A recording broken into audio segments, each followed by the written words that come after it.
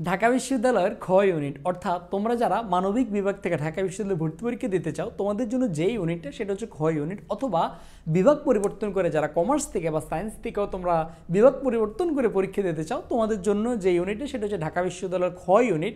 So এই খ ইউনিটের অন্যতম একটা গুরুত্বপূর্ণ পয়েন্ট হচ্ছে বা একটা গুরুত্বপূর্ণ সেক্টর হচ্ছে লিখিত অংশ, যেখানে আমার 40টা মার্ক আছে। সো এই 40টা মার্ক আমাদের জন্য অনেক গুরুত্বপূর্ণ, যেটা হচ্ছে তোমাদের একটা আতঙ্কের নামও বলা যায়। তোমরা খ ইউনিটের রিটেনটা অনেক ভয় পাও যে আমার সিলেবাসও নাই, কি পড়বো না পড়বো। সো আমি তোমার লিখিত অংশের A to Z পূর্ণাঙ্গ সাজেশনটা ভাই আজকে তোমাকে গুছিয়ে দিব। সো এই সাজেশনটা যদি তুমি ফলো করো ইনশাল্লাহ তুমি 100তে 100 বা ইনশাল্লাহ তুমি সর্বোচ্চ পরিমাণে কমন পাবা। সো আমি যেই জিনিসটা একটু বলবো ভিডিওটা শুরু করার আগে, তোমরা যেখান থেকে ভাগে দেখছো আমার পেজ থেকে বা আমার ইউটিউব চ্যানেল থেকে, যেখানে হয় ফেসবুক থেকে দেখলে একটু ফলো করে দিবা এবং ইউটিউব চ্যানেলে সাবস্ক্রাইব করে দিয়ে ভাইয়ের পাশে থাকবে। Okay fine. সো আমি একটু তোমাদেরকে আবারও বলছি, আজকে তোমাদেরকে ঢাকা বিশ্ববিদ্যালয়ের খ ইউনিটের লিখিত অংশের A to Z সাজেশন ভাই তোমাকে দেবো। সো প্রথমত আমি তোমাকে বাংলাটা দেখাচ্ছি। আমরা সবাই খুব ভালো করে জানি ঢাকা বিশ্ববিদ্যালয়ের খ ইউনিটের লিখিত অংশের 40 মার্কের মধ্যে বাংলা থেকে 20 মার্ক, ইংরেজি থেকে 20 মার্ক। বাংলাতে 20, ইংলিশে 20 থেকে আসো। এখন এই বাংলার 20টা কোন জায়গা থেকে আসে সেটা ভাই তোমাকে দেখাচ্ছি। দেখো এই হচ্ছে ঢাকা বিশ্ববিদ্যালয়ের বাংলা লিখিত অংশের সাজেশন, মানে সাজেশন বলা যাবে না, এটাকে সিলেবাস, মানে এই সকল জায়গা থেকে প্রশ্ন আসতে পারে। বাট ভাই এতগুলো টপিক যদি আমাকে পড়তে হয় তাহলে আপনার সাজেশন ভিডিওটা দেওয়ার কি দরকার ছিল? আসো শোনা, আমি তোমার কথা খুব ভালো করে জানি। সো এই সময় এসে আমি তোমাকে বলবো, দেখো বাংলাতে লিখিত অংশ কত মার্ক বলো তো? বাংলাতে লিখিত অংশ হচ্ছে আমার 20 মার্ক। কত মার্ক? 20 মার্ক। এই 20 মার্কের কোন কোন জায়গা থেকে 100-এ 100 প্রশ্ন আসবে আমি তোমাকে বলি। প্রথমত একটা অনুচ্ছেদ দিবে তোমাকে। এই অনুচ্ছেদটা কেমন হইতে পারে? হয়তো বা তোমার বাংলা যে গদ্য পদ্য যেগুলো আছে না, যে কোনো একটা জায়গা থেকে ছোট্ট একটা প্যারা তোমাকে তুলে দিবে। তুলে দিয়ে ওখানে তোমার 4টা বা 5টা প্রশ্ন দেবে, ম্যাক্সিমাম 5টা প্রশ্ন দেবে, 1 নাম্বার অথবা 2 নাম্বার করে। 2 নাম্বার করে দিলে 10 মার্ক আসবে অনুচ্ছেদ থেকে, 1 নাম্বার করে দিলে 1 মার্ক করে, ম্যাক্সিমাম 2 নাম্বার করে আসে। তোমরা যে ওই যে সৃজনশীলের খ নাম্বারে পড়ছো না, ওই রকম অনুধাবনমূলক তোমার কোশ্চেন আসে। আমি তোমাকে আগে একটু দেখাচ্ছি অনুচ্ছেদটা তোমার কিভাবে মানে কীরকম হয়ে থাকে। অনুচ্ছেদটা ভাই তোমাকে জাস্ট একটু দেখাচ্ছে, তাহলে তোমার মধ্যে একটু আইডিয়া আসবে। অনুচ্ছেদটা মনে করো এই যে অপরিচিত গল্প আছে না, এই অপরিচিত গল্প থেকে ভাই তোমাকে একটা অনুচ্ছেদ দেখাচ্ছে। এই যে মনে করো অপরিচিত গল্পের একটা অনুচ্ছেদ দিয়ে দিছে। অনেক বড় ঘর হইতে আমার সম্বন্ধ আসিয়াছিল, কিন্তু মামা যিনি পৃথিবীতে আমার ভাগ্য দেবতার প্রধান এজের বিবাহ সম্বন্ধে তার বিশেষ মত ছিল, ধনির কন্যা তাহার পছন্দ না। এই যে একটা অনুচ্ছেদ দিয়ে দিছে। এবার এখান থেকে মনে করো কি এরকম কিছু কোশ্চেন তোমাকে দেবে। মাথা হেড বলতে অনুচ্ছেদে কি বোঝানো হয়েছে? ওই যে বলছে না, যে মেয়ে আসবে সে মাথা হেড করে আসবে, মাথা হেড বলতে এখানে কি বোঝানো হয়েছে। এবার তোমার যতটুকু জায়গা থাকবে মনে করো 4-5 লাইন বা 5-6 লাইন লেখার মতো এরকম একটা জায়গা থাকবে, তুমি এখানে লিখতে হবে। এরপরে মনে করো পরের কোশ্চেন হচ্ছে ধনির কন্যা অনুপমের মামার কেন পছন্দ নয়। এই যে তোমরা খ নাম্বারের যে অনুধাবনমূলক প্রশ্নগুলো পড়ছো, এইরকম একটা অনুচ্ছেদ থাকবে। 100 তোমার এরকম অনুচ্ছেদগুলো থাকবে। এরকম মনে করো যে 4টা প্রশ্ন 5টা প্রশ্ন এরকম তোমার থাকবে। সো নাম্বার 1 তোমার ঢাকা বিশ্ববিদ্যালয়ে বাংলা থেকে কোশ্চেন আসবে কি বলতো?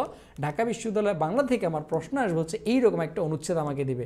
সো এই অনুচ্ছেদগুলো আমাদেরকে খুব ভালো করে আয়ত্ত করতে হবে। এখন এই অনুচ্ছেদগুলো আমরা পড়বো কোন জায়গা থেকে সেটা তোমরা যারা যারা আমার ভাইয়ের ব্যাচে আসো, ওই ব্যাচের মধ্যে, এটা আমার ফ্রি ব্যাচ, ওই ব্যাচের মধ্যে ভাই তোমাদেরকে বাংলা অনুচ্ছেদ থেকে বাংলা অনুচ্ছেদের একটা PDF দিছি, যেখানে প্রায় বলা যায় যে এটা 100 কত পেজের, মানে 100 কত পেজে স্লাইড হবে।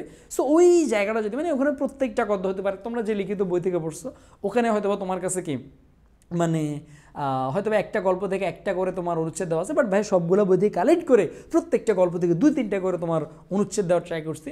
সো যাদের কাছে PDFটা নাই, আমার আবু সুফিয়ান ইউটিউব চ্যানেলে বা তোমার আমার পেজের মধ্যে আমি অলরেডি দেওয়া আছে। সো আমি এই ভিডিওর কমেন্ট সেকশনে প্রয়োজনে অনুচ্ছেদের ভিডিওটা তোমাদেরকে দিয়ে দিব, ওখান থেকে জাস্ট একটু দেখিয়ে নেওয়া। তাহলে অনুচ্ছেদ থেকে আমার 100 আসবে। নাম্বার 2 হচ্ছে সারাংশ, সারমর্ম, ভাব সম্প্রসারণ। এই জায়গা থেকে তুমি আরও 10 মার্ক 100 পাবা। হয়তো বা ভাব সম্প্রসারণ আসবে, নয়তো সারাংশ, মানে এই হয়তো বা এই সারাংশের মধ্যে একটা আর ভাব সম্প্রসারণ। এই জায়গা থেকে মানে কোনো স্টুডেন্ট যদি জাস্ট এই 3টে আইটেম পড়ে, অনুচ্ছেদ, সারাংশ, সারমর্ম, ভাব সম্প্রসারণ, এই 3টে আইটেম পড়লে 20-এর মধ্যে কমপক্ষে সে 15 মার্ক কমন পাবে। আমি লিখিয়ে দিলাম। ঢাকা বিশ্ববিদ্যালয়ে যেদিন ভর্তি পরীক্ষা দিবা ওই দিন আমার কথাটা মিলে নিও। সো এই ভাব সারাংশ, সারমর্ম, ভাব সম্প্রসারণ কোন জায়গা থেকে পড়বো? তোমরা HSCর জন্য যে জায়গা থেকে পড়ছো এগুলো পড়লে হবে। ভাব সম্প্রসারণও সেম, এগুলো কমন না আসলেও মোটামুটি লিখে যাবে। বাট সারাংশ, সারমর্ম যেগুলো আছে এগুলো তোমার HSC যে বইগুলো থেকে যা যা পড়ছো এই জায়গা থেকে পড়লে না, বা তোমার কাছে লিখিত বই থাকলে ওখান থেকে পড়লে না, বা আমার যারা ব্যাচে ছিল আমি তো তাদেরকে অল পিডিএফ দিয়ে দিচ্ছি, কেমন? ওকে ফাইন আসো। তাহলে এই 3টে জায়গা থেকে তুমি ইনশাল্লাহ 15 মার্কের বেশি হয়তো বা 20 কমন পেয়ে যেতে পারো। বাকি 5 মার্ক মানে হয়তো আমি তোমাকে বলছি এখান থেকে শিওর ইনশাল্লাহ 15 মিস যাবে না। বাকি 5 কোন জায়গা থেকে আসতে পারে? এটা হচ্ছে হয়তো তোমার বাক্য শুদ্ধিকরণ থেকে আসার সম্ভাবনা খুব বেশি, অথবা পদ প্রকরণ থেকে আসতে পারে। সো আমি তোমাকে আবার একটু ক্লিয়ার করছি, এই বাংলা রিটেনে কত বলো তো? বাংলা রিটেনে আমার 20 মার্ক আছে। সো এই 20 মার্কের জন্য ভাইয়া 2টা লাইভ ক্লাস নিয়েছিলাম আমার ব্যাচের মধ্যে। সো এই 2টা লাইভ ক্লাস আবু সুফিয়ান ইউটিউবের মধ্যে তোমরা পেয়ে যাবা। সো এই 2টা লাইভ ক্লাসগুলো তোমার বাংলা রিটেনের A to Z আর কোনো বই থাকবে না, মানে A to Z তোমার কভার হয়ে যাবে, কেমন? সো এই 2টা লাইভ ক্লাস একটু করে নিও, কেমন? ওকে ফাইন আসো। এরপর এখন বাংলার আতঙ্কটা গেল, তো বাংলার জন্য আমরা কি কি পড়বো? অনুচ্ছেদ পড়বো, সারাংশ সারমর্ম, ভাব সম্প্রসারণ পড়বো, আর বাক্য শুদ্ধিকরণ, পদ প্রকরণ। সাজেশন হচ্ছে আমার এইটুক, আসলে আমার এর বাইরে ইনশাল্লাহ আসবে না। তবুও সিলেবাসে যেহেতু আছে, যারা আগে থেকে এগুলো পড়ে গেছো, বিশেষ করে ইংরেজি থেকে বাংলা এটা মাঝে মাঝে দেয়। সো এই যে তোমার উদ্ধৃতি ব্যাখ্যা আর অনুচ্ছেদের ব্যাখ্যা একই কথা। সো মূল ভাব, মিলকরণ, এগুলো যারা আগে থেকে ব্যাকরণের সংখ্যা যারা আগে থেকে পড়ে গেছো তারা রিভিশন দেবা। বাট শেষ সময়ে এসে আমি ভাই 2 দিনের মধ্যে রিটেনের প্রিপারেশন A to Z নিতে চাই, তো শেষ সময় এসে আমার এই টপিকগুলোর দরকার নাই। জাস্ট এই জায়গাটা পড়লে তুমি মানে 20-এর মধ্যে অ্যাটলিস্ট 15 থেকে 16 শিওর কমন পাবো। ওকে ফাইন আসো। এরপরে ভাই যে জায়গাটা দেখাবো বাংলা রিটেনের পরে, ভাই যেই জায়গাটা দেখাবো সেটা হচ্ছে ইংরেজি রিটেনের দিকে। সো আমি একটু ইংলিশ তোমাদেরকে বি ইউনিটে ইংলিশ রিটেনটা একটু দেখাচ্ছি, সে ইংলিশ রিটেনে আমার কী কী আছে। আমার ঢাকা ইউনিভার্সিটি বি ইউনিটে ইংলিশ রিটেন আমার কী কী আছে। সো ঢাকা ইউনিভার্সিটি বি ইউনিটে ইংলিশ রিটেন আমার যে জায়গাগুলো থেকে 100 প্রশ্ন আসে, নাম্বার 1 হচ্ছে প্যারাগ্রাফ। বন্দুকের গুলি মিস হতে পারে, বাট ঢাকা ইউনিভার্সিটি আমার প্যারাগ্রাফ থেকে প্রশ্ন আসা মিস যায় না।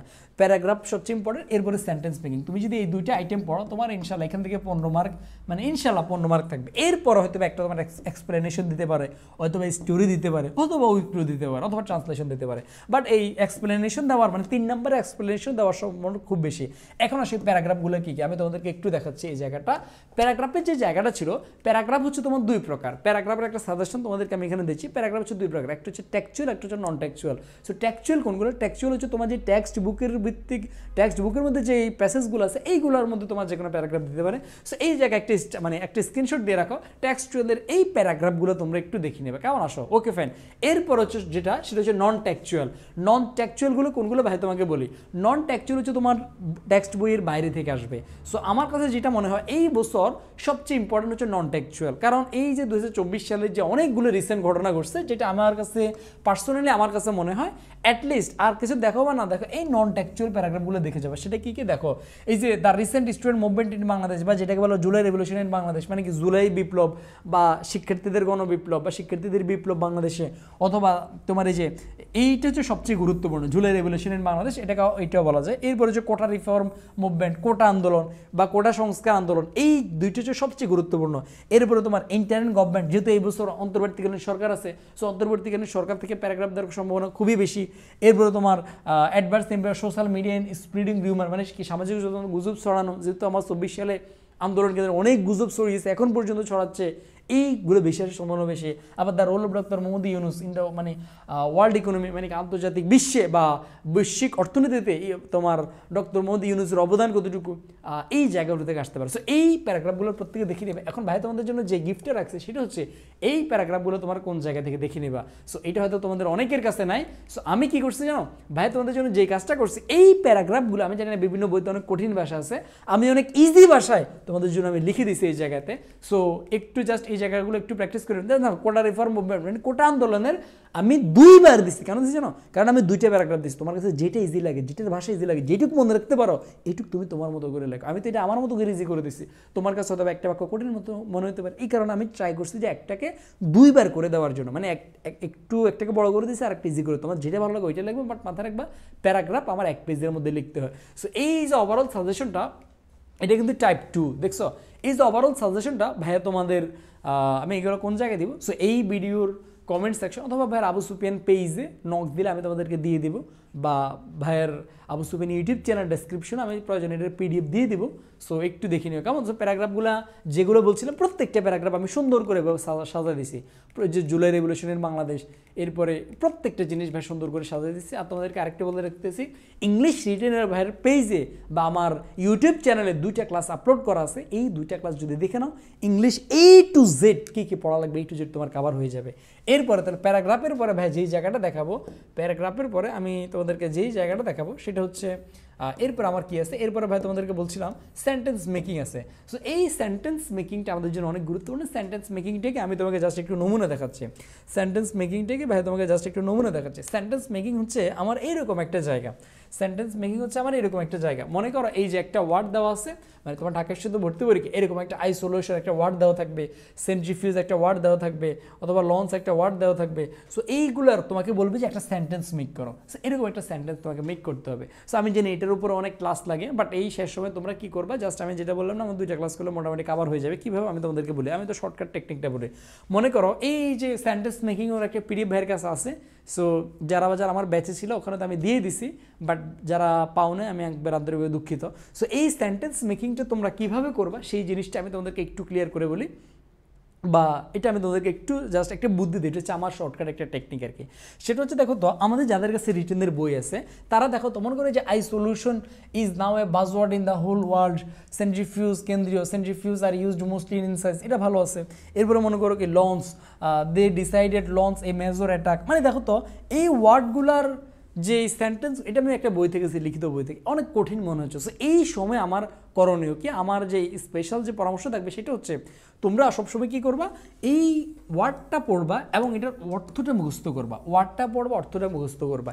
এরপরে তোমার বইতে যে বাক্যটা আছে এই বাক্যটা যে তোমার কাছে কঠিন মনে হয় তখন তুমি নিজে বাক্য বানাইতে যাও না, কারণ তুমি নিজে বানাইতে গেলে হয়তো এস বাই এস বা সিঙ্গুলার প্লুরাল কোনো একটা কোনো ভুল হয়ে যেতে পারে। সো নিজে বাক্য বানাবা। তো এখন করণীয়টা কি, মনে রাখার জন্য করণীয় হলো এই যে সেন্ট্রিফিউজটা আছে এটা একটু চ্যাট জিপিটিতে লেখো যে মেক এ সেন্টেন্স বাই তোমার কি সেন্ট্রিফিউজ, কেমন। সো এই জায়গাতে চ্যাট জিপিটিতে একটু লেখো, লিখে তুমি মনে করো কি করলা, চ্যাট জিপিটিতে লিখে তুমি লেখে make a easy sentence, make easy sentence by a word, make easy sentence by এটা, মেক ইজি সেন্টেন্স বাই এটা। তুমি লিখলে কি হবে, লিখলে দেখবে অনেক ইজি সেন্টেন্স পাবা যেটা তুমি চাইলে নোট করে মনে রাখতে পারবা। কারণ তুমি একটা কঠিন বাক্য পরীক্ষাতে আসলেও তুমি এটা লিখতে পারো না, তোমার মনে থাকবে না, বাট সহজ বাক্য পড়লে পরীক্ষাতে তুমি এটা লিখতে পারবা। সো এই কাজটা করতে পারো। সো যতগুলো মনে করো তোমার এরকম সেন্টেন্স মানে যত ওয়ার্ড আছে এই ওয়ার্ডগুলা জাস্ট শব্দটির অর্থ মুখস্থ করবা, আর বাক্যটা যদি বইতে কঠিন দেওয়া থাকে বই থেকে পড়বা না, এই বাক্যটা দিয়ে বা এই ওয়ার্ডটা দিয়ে তুমি নিজে একটা সেন্টেন্স মেক করবা। কোন জায়গা থেকে, চ্যাট জিপি থেকে।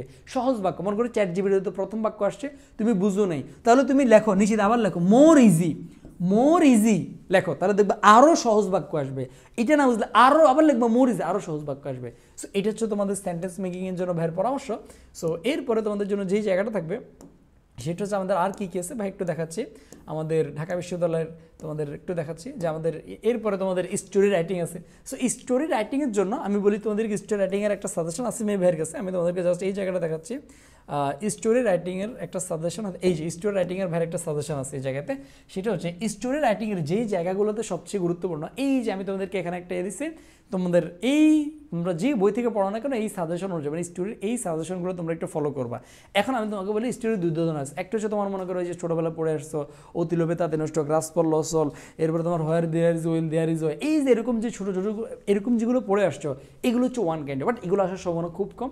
স্টোরি রাইটিং আসে তোমার এরকম মনে করো একটা কাহিনী দিয়ে দিবে, যে আমি তোমাদেরকে একটু পরে দেখাচ্ছি। মনে করো এই যে আমি তোমাদের জন্য স্টোরি এক্সাম দেওয়ার জন্য মনে করো one day a girl of class 5 was going to school. Suddenly he saw a money bag dropped by someone on the road. She was at a loss. মানে সে দেখছে একটা ছোট মেয়ে দেখলো স্কুলে যাওয়ার সময় দেখলো যে একটা মানি ব্যাগ পড়ে আছে, এরপরে সে অ্যাট এ লস মানে হতবুদ্ধি হয়ে গেছে। এবার তুমি বাকিটা নিজে বানা লিখতে হবে, কাহিনীগুলো কী দিবে, এরপর একটা নামও কিন্তু তোমাকে দিতে হবে। সো এইরকম যদি স্টোরি আসে এগুলো আসার সম্ভাবনা খুব বেশি। সো এইরকম স্টোরিগুলো থেকে বেশি বেশি আসার সম্ভাবনা খুব বেশি। সো এগুলোর জন্য তোমরা যেটা করবা সেটা হচ্ছে আমি তোমাদেরকে স্টোরি এক্সাম রাখার জন্য এরকম অনেকগুলো রাখছে, মানে মনে করো এরকম অর্ধেক দিয়ে দিচ্ছে, এগুলো তোমরা এইচএসসিতে দিচ্ছ, এরকম অর্ধেক দিয়ে দিছে, এটাকে পুরো করবা তুমি নিজে, এটার একটা টাইটেল দিতে হবে, নাম দিতে হবে। সো এইগুলো মনে করো মোর, এটা স্টোরি কমন নাও আসতে পারে। সো এটার কাহিনী তোমাকে বানাতে হবে ইংলিশে, আবার তুমি উপর দিয়ে নাম লিখতে হবে। সো এই জিনিসগুলো ভাষায় মোর অ্যান্ড মোর প্র্যাকটিস করার জন্য আমি মোটামুটি এখানে প্রায় কয়টা জাস্ট একটা স্ক্রিনশট দিয়ে রাখো, 6টা, এরপরে এই যে 8টা জাস্ট স্ক্রিনশট দিয়ে রাখো, এরপরে যে 11টা, এরপরে এই যে 13টা জাস্ট স্ক্রিনশট, জাস্ট ভিডিওটা পজ করে স্ক্রিনশট, 15টা, এরপরে এই যে অনেকগুলো দিয়ে রাখছি। সো এই 15টার মতো দিচ্ছি, এগুলো একটু বাসার মধ্যে প্র্যাকটিস করিও, যাতে এগুলো তুমি নিজের প্রয়োজনে বানাবা, বইতে না পারলে নিজে বানাবা সব। এরপরে তোমার উইথ ক্লু আছে। সো উইথ ক্লুটাও আমি পড়ানোর কিছু নাই, উইথ ক্লুটাও তোমরা একটু দেখে নিও। তোমাদের যে বই থেকে উৎক্লুটা একটু দেখি না, বাট সবচেয়ে ইম্পর্টেন্ট হচ্ছে ইংলিশের জন্য প্যারাগ্রাফ, নাম্বার 2 হচ্ছে সেন্টেন্স মেকিং, এদের সবচেয়ে গুরুত্বপূর্ণ। এরপর হচ্ছে এক্সপ্লেনেশন তো বলি নাই। এক্সপ্লেনেশন হচ্ছে তোমার ইংলিশ ফার্স্ট পেপার থেকে প্যাসেজগুলো খুব ভালো করে পড়তে হবে, ওই জায়গা থেকে যে কোনো একটা সেন্টেন্স দিয়ে বলবে এটাকে একটু এক্সপ্লেন করো। সো এটা যারা ফার্স্ট পেপার ভালো করে না পড়বে তারা কখনো এক্সপ্লেনেশন পারবে না। আর এরপরে তোমার স্টোরি আছে, উৎক্লু আছে, সো এই জায়গাগুলো একটু দেখবে। আবার অনুবাদ আছে, বিশেষ করে যে তোমার ড্রিম কবিতা আছে না, যে কবিতাগুলো আছে এই কবিতাগুলোর অনুবাদ আসতে পারে, হ্যাঁ এই জিনিসগুলো খেয়াল রাখবা। বা যে কোনো ইংলিশের অনুবাদ থাকতে পারে, সো অনুবাদটা একটু ভালো করে পড়বা। সো আমি যে জায়গাগুলো বলছি বাংলার জন্য কোনটা কোনটা আবার মনে করো তো। বাংলাতে আমি প্রথম বলছি অনুচ্ছেদ, যেটার পিডিএফ আমি এই ভিডিওর কমেন্ট সেকশনে বা ইউটিউবে যারা দেবো ডেসক্রিপশনে আমি দিয়ে দেবো। নাম্বার 2 হচ্ছে অনুচ্ছেদের পরে, নাম্বার 2 হচ্ছে সারাংশ, সারাংশ, ভাব সম্প্রসারণ। এইটুক জায়গা পড়লে তুমি 15 মার্ক ইনশাল্লাহ কমন পাবা। এরপরে হয়তো বা বাক্য শুদ্ধিকরণ থেকে আসতে পারে বা তোমার পদ প্রকরণ থেকে আসতে পারে। Okay fine. ইংলিশের জন্য number 1 paragraph, number 2 sentence making, number 3 explanation, number 4 হচ্ছে স্টোরি রাইটিং, এরপর হচ্ছে তোমার কি ট্রান্সলেশন বা উইথ ক্লু, জাস্ট এই জায়গা। তো প্রথম যেটা বলছি প্যারাগ্রাফ আর সেন্টেন্স মেকিং, এই দুইটা জায়গা সবচেয়ে বেশি গুরুত্ব দেবা। সো প্রত্যেকে ভালো থাকো, সুস্থ থাকো। তোমাদের প্রস্তুতিকে গুছিয়ে নেওয়ার জন্য ঢাকা বিশ্ববিদ্যালয় ভর্তি পরীক্ষার পরেও হয়তো বা আমাদের ব্যাচ থাকবে, সো সেখানে তোমাদের প্রত্যেকের সাথে দেখা হবে। সো এনি ইনফরমেশন বা যে কোনো কিছু লাগে তোমাদের প্রস্তুতিকে গোছানোর জন্য জাস্ট আমাদের আবু সুফিয়ান পেজের মধ্যে নক দিবা বা ভাইয়ার ইউটিউব চ্যানেলের মধ্যে ভাইকে নক দিই, ইউটিউব চ্যানেল নক দেওয়া জানা, আবু সুফিয়ান পেজের মধ্যে নক দিলে হবে, কেমন? সো প্রত্যেকে ভালো থাকো, সুস্থ থাকো। এই শেষ সময় এসে মনোবল হারানোর দরকার নেই। যেই প্রিপারেশনটা তুমি নিছো এই প্রিপারেশনটাকে বেস্ট ওইতে পরীক্ষা দেওয়ার ট্রাই করো এবং বেশি বেশি ভর্তি পরীক্ষা দাও। বিশেষ করে এই ওএমআরগুলোতে বেশি বেশি পরীক্ষা দিতে ট্রাই করবা, কারণ এই ওএমআর পরীক্ষা না দিলে কখনো হাত আসবে না তোমার পরীক্ষার। সো ঠিক আছে, প্রত্যেকে ভালো থাকো, সুস্থ থাকো। আশা করি আর লিখিতর যে 4টা ক্লাস এটা আমার আবু সুফিয়ান ইউটিউব চ্যানেলে দেওয়া আছে, একটু কষ্ট করে যদি সময় থাকে দেখে নিও। আল্লাহ হাফেজ সবাই।